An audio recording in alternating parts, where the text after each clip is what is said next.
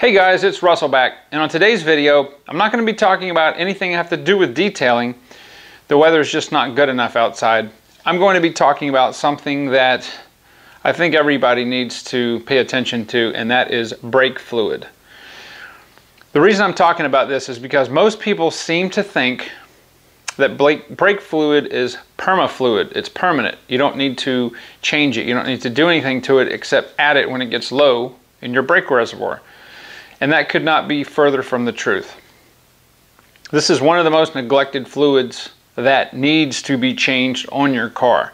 Some people have a hard time just remembering to get their oil changed, but your brake fluid, if you look in your owner's manual, it's probably going to say that it needs to be flushed every 1 to 2 years. Now, is this just something the manufacturers thought up to make another couple $100 off of you at the dealership? No. Let me explain why. Brake fluid is hygroscopic, and hygroscopic means that this has the ability to absorb water, absorb moisture from the air, from the humidity that's in the air, and it will absorb quite a bit of moisture. Now, there are lots of different kinds of brake fluids. You've got DOT3, actually got DOT2, DOT3, DOT4, LHM+, DOT5, and 5.1.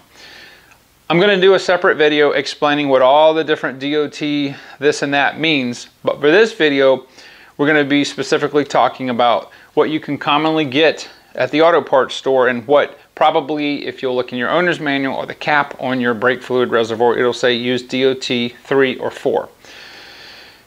So this is hygroscopic, meaning that it absorbs water. So what happens is, over a period of time, the percentage of water in the brake fluid starts to go up. This is a problem because, number one, the brake fluid has a specific boiling point that the company has designed it to be. Maybe it's 350 degrees, 375 degrees, whatever. It usually will say on the back of the label. If you introduce moisture into the brake system, it lowers the boiling point. Now, you're thinking, well, what do I care? Well, if you use your brakes a lot and they get really, really hot, that heat is transferred from the rotor and the calipers, or from the brake drum and the brake shoes, into the wheel cylinder, and it finds its way into the actual fluid itself. If you have a lot of moisture in there, it lowers the boiling point, and the fluid can actually start to boil. Well, that produces gas, air, and that gives your pedal a really, really spongy feeling. And it can cause brakes to fail. The other thing that brake fluid is designed for is to lubricate the O-rings and the different components inside both the master cylinder, if you have an ABS module, and also in your pistons and your wheel cylinders. So brake fluid has a very, very important benefit to keeping it clean, to keeping it as new as possible. The other, brake fluid does have a bit of, helps to draw some of that heat away from the components. It's not really designed to cool like engine oil or radiator fluid, transmission fluid, but it does have that effect, and just by being in proximity where the heat is, it's going to have heat transferred to it. So what do? Well, you need to flush your brake fluid. And people are going to go, well, how do you do that? The proper way to renew the fluid is to empty the master cylinder, empty the reservoir, and then go to each of the 4 wheels and flush out the remaining old fluid that's in the lines. First step is you would go in and flush, suck the master cylinder dry, put new brake fluid in there, go to each of the wheels and bleed the brakes until the new fluid pushed the old fluid out of the lines and the pistons.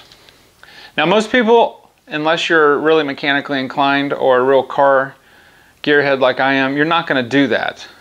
And you should, but you're probably not. Some of you may pay to have somebody do it. Some of you just don't you don't care.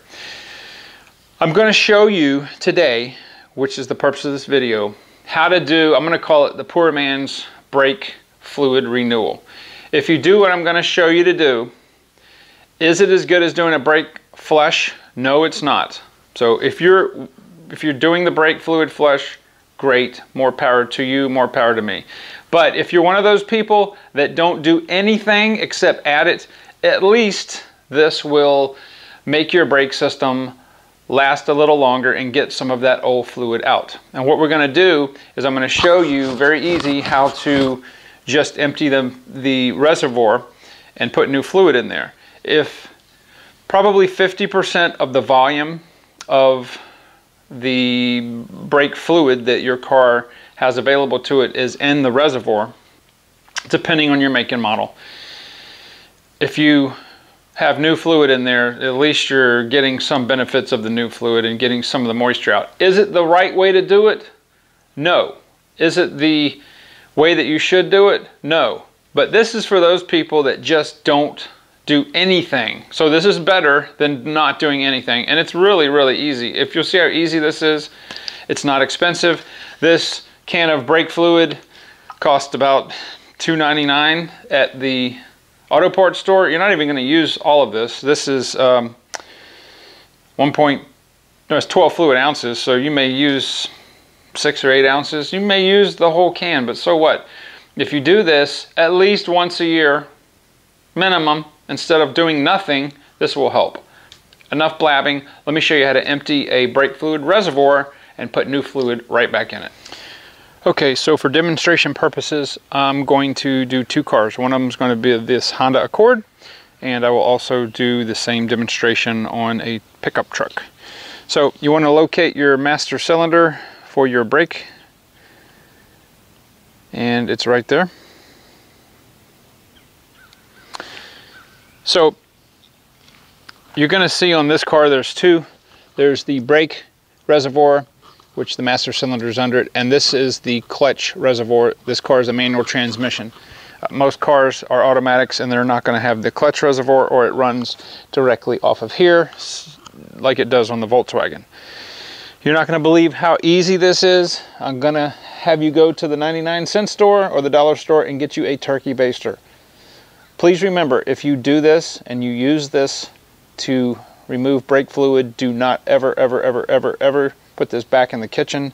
Do not use this for food. You will poison yourself. Be smart about it. And then go inside and get you a cup or suitable container you're going to put the old brake fluid in. Now, this is so easy. Take a clean cloth or paper towel and wipe the dust and debris off of the caps. And take the cap off. Now if you'll look on the cap, it'll tell you exactly what to use. This says use DOT 3 or 4 brake fluid. So we're going to set that aside. We're going to take the strainer, put that aside, and I'm just going to put the cup right there. And all I'm going to do is extract the fluid just like that. Now you see this fluid is about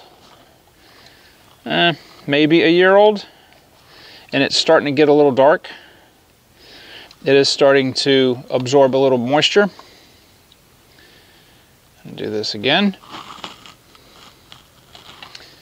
and we're going to discard this brake fluid in a environmentally responsible method. Now what I want you to really take note of is how much of this fluid is actually coming out. You're not going to get 100% of the fluid out, but that's okay. You're getting a large majority of it. And if you really wanted to get more fluid out, maybe park the car on an incline where the nose is facing down and you'll have more success.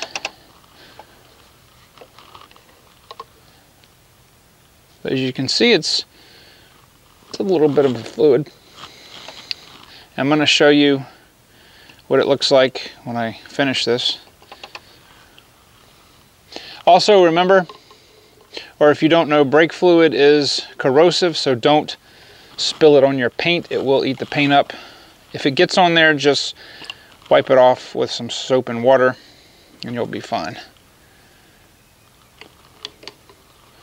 Now again, Is this the method that is the best method? Absolutely not. You should do what I'm doing here. Fill it back up with new fluid and then bleed the brakes at each corner. But I do understand that there are some people that just will never do that. And again, at least doing this is better than having the fluid sit in there 4 or 5, 6 years. So I've gotten about as much as I can get out of this reservoir with this turkey baster.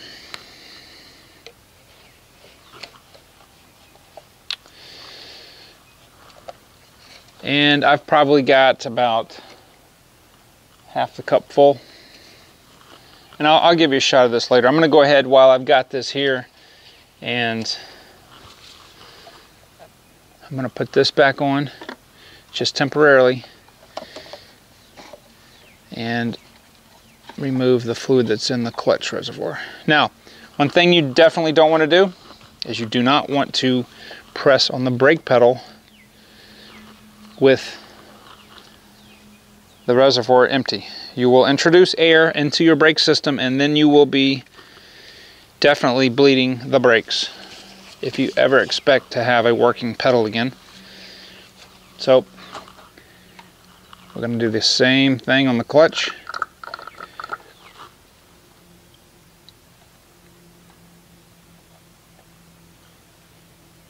Now this turkey baster is old. It's from the 80s. That's why it's coming apart here, but it still works good.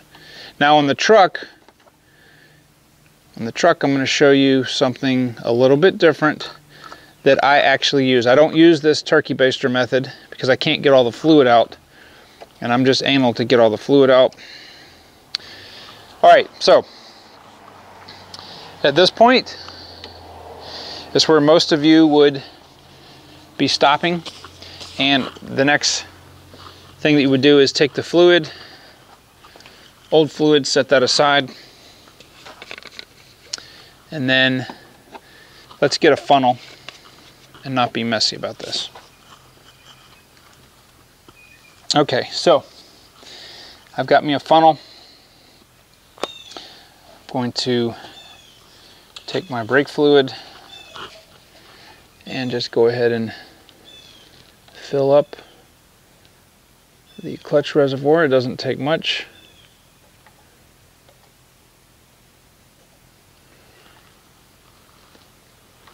A little bit more.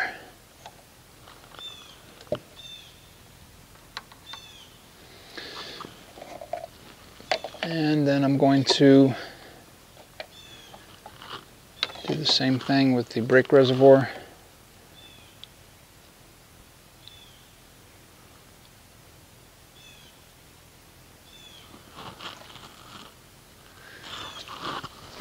There should be a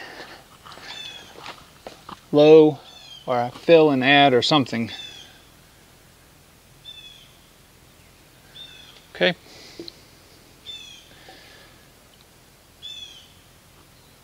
Now technically you want to have that there because that is a strainer.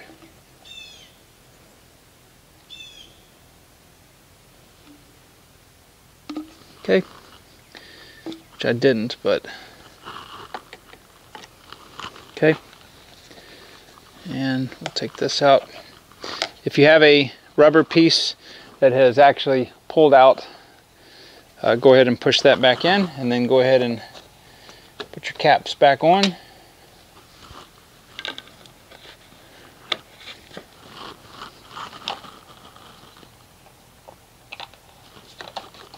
Okay. I'm going to say this again because I know I'm going to have somebody in the comments say you shouldn't do your brake fluid that way. If you're one of those people that don't do anything to their brake fluid ever except add, this method is going to extend the life of your brakes and give you a little bit better pedal feel when they heat up. So again, this method is not for people that do this correctly. When I do the brakes, I empty the reservoir, then I bleed them in all 4 wheels because I want all the old fluid out. But anyway, I wanted to do this video so you guys could see how easy it was. Very quickly, I'm going to show you my method for doing the exact same thing on a different vehicle. Okay, so here we are on a 2001 Dodge Ram pickup, and I'm going to show you what I use. This is an extractor. All right, it's got a handle. You pump this up and down and it produces a vacuum into this chamber, and you can extract anything that you want. I use this all the time. I've had this for years. So I'm going to show you how I extract the fluid out of this reservoir. So I've already cleaned the reservoir. I'm going to take the top off the cap. See how the rubber piece, when the brake fluid starts getting low, it will suck that rubber piece down. So just push it back in. And I'm going to start pumping this and watch the brake fluid disappear.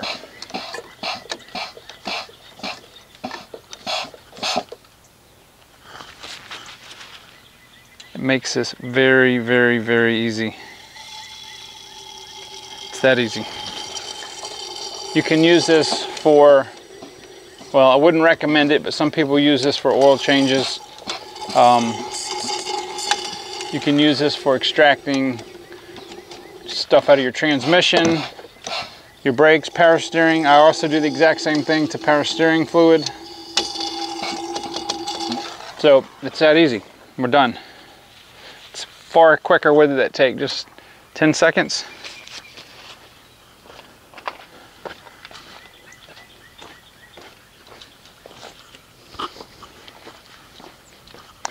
Now I'm going to take my brake fluid, and I don't need a funnel for this, and just fill this back up.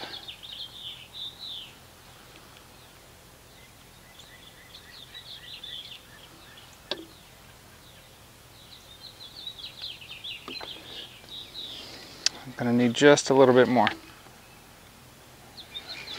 All right, so we've got our level back up to the full. I'm going to go ahead and put the cap back on. Since this is really easy to get to, I didn't spill anything. Now again, I'm going to say this one more time because somebody's going to say you shouldn't do it that way. If you're one of those people that have not done anything to your brake fluid, that you never maintained it and don't plan to do it, but can invest a couple of minutes and $3, then this will help your brake system last longer, at least from a fluid level or fluid perspective. So that didn't take any time at all.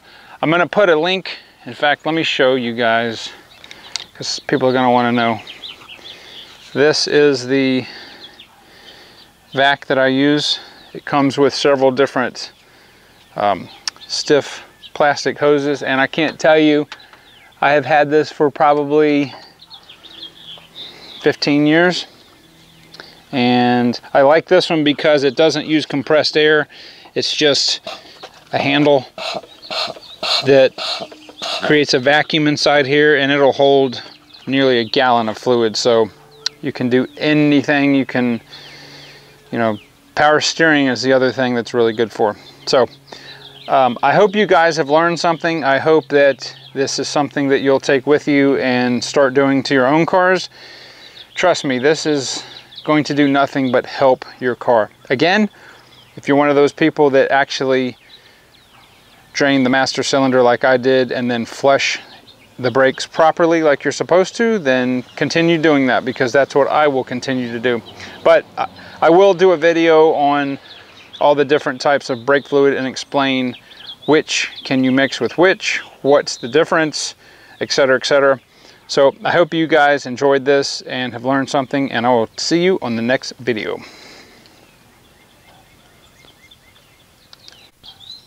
Sorry, I forgot. I promised you guys I would show you the brake fluid. This is, you can still see through it. It is starting to get dark, and this brake fluid is only about a year old. Normal brake fluid is nearly clear with just a tinge of amber, but you know, this is probably $1's worth of brake fluid. Anyway, talk to you guys later.